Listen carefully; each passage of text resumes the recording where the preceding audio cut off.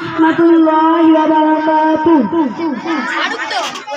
নাহমাদুহু ওয়া নুসাল্লি আলা রাসূলিহিল কারীম আম্মা বা'দ ফাআউযু বিল্লাহি মিনাশ শাইতানির রাজীম বিসমিল্লাহির রাহমানির রাহিম ওয়া মান يؤتل الحكمة فقد أوتي خيرا كثيرا وما يذكر إلا أولو الألباب وقال رسول الله صلى الله عليه وسلم من يرد الله به خيرا يفقهه في الدين আজকের প্রোগ্রামের সম্মানিত সভাপতি সুবুদ্ধ পরিচালক আজকের সুধী আমার নির্ধারিত বিষয় ইলমে দ্বীনের গুরুত্ব ফজিলত সম্পর্কে সময় সংক্ষিপ্ত পরিসরে কিছু আলোচনা করার চেষ্টা করব ইনশাআল্লাহ।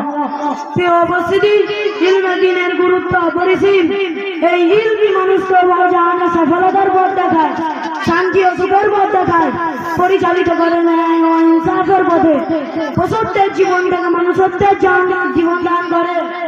সম্মানিত সুধী, ইলম হলো আল্লাহ তাআলার বিশেষ গুণ। ইলমে দ্বীন ছাড়া মানুষ মূর্খ এবং পশুর সমতুল্য। যাকে ইলম দান করা হয়েছে তাকে সর্বোত্তম নিয়ামত দান করা হয়েছে। এই জন্যই আল্লাহ তাআলা ইরশাদ করেন, ومن يؤت الحكمة فقد أوتي خيرا كثيرا وما يذكر إلا أولو الألباب। যাকে দ্বীনের ইলম দেওয়া হলো তার বিপুল পরিমাণে কল্যাণ লাভ হলো।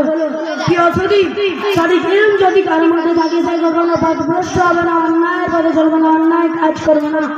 আল্লাহ তাআলা নাফরমানি তার পক্ষে অসম্ভব। পক্ষান্তরে ইলম ছাড়া ব্যক্তি সাধারণত অন্যায়ের পথে চলে, অন্যায় কাজ করে এবং খুব সহজেই গুনাহে পতিত হয়। প্রিয় উপস্থিতি, ইলম হলো জ্ঞানী আর মূর্খের মধ্যে পার্থক্য করা একটি মাধ্যম।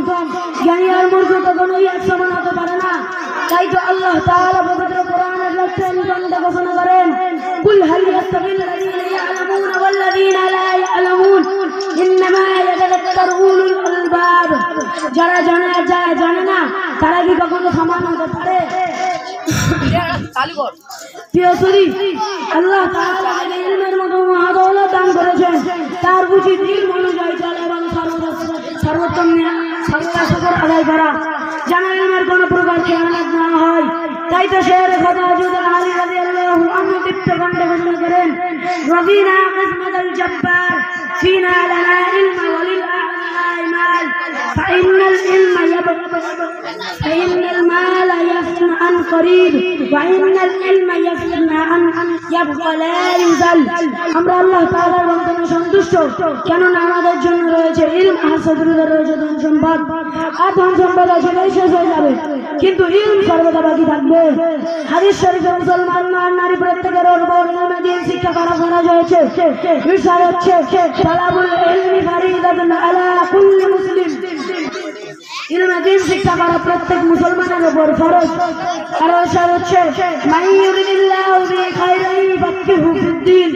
আল্লাহ তাআলা যার কল্যাণ চান তাকে দ্বীনের জ্ঞান দান করেন। ইলমে দ্বীনের ফজিলতের ক্ষেত্রে হাদিস শরীফে ইরশাদ হচ্ছে, মা সালাকা তরিকান ইয়াতলুবু ফীহি সালাকাল্লাহু বিহি তরিকান মিন তুরুকিল জান্নাহ। যে ব্যক্তি ইলমের রাস্তায় চলল, আল্লাহ তাআলা এর বিনিময়ে তাকে জান্নাতে প্রবেশ করাবেন। আর ইরশাদ হচ্ছে, ফাদলুল আলিমি আলাল আবিদি কাফাদুল আলমাতুন। আলেমের মর্যাদা আলাদের উপর তেমন যেমন আমার মর্যাদা তোমাদের উপর।